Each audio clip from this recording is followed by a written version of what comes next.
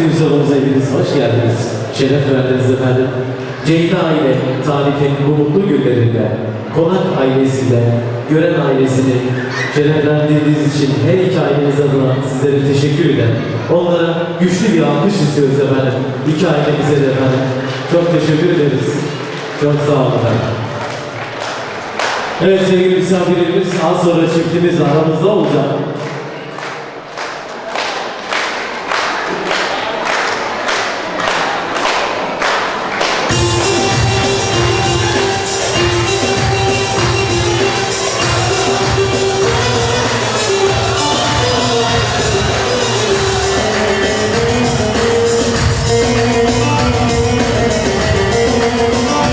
Alkışlar davetli için efendim.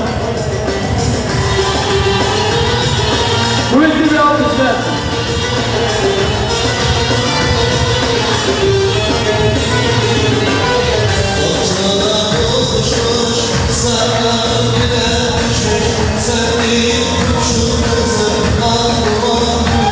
Gel alkışlar.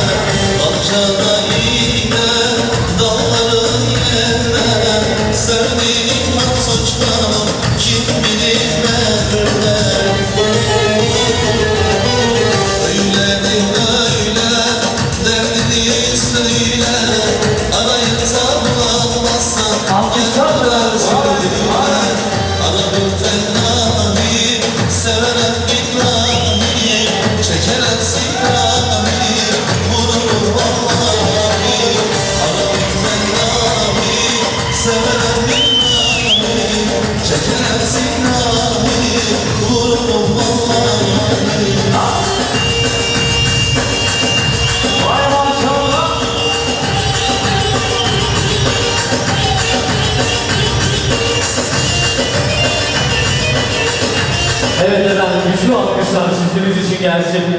Onlara ve diğer misafirlerimize salonumuza hoş geldiniz diyoruz.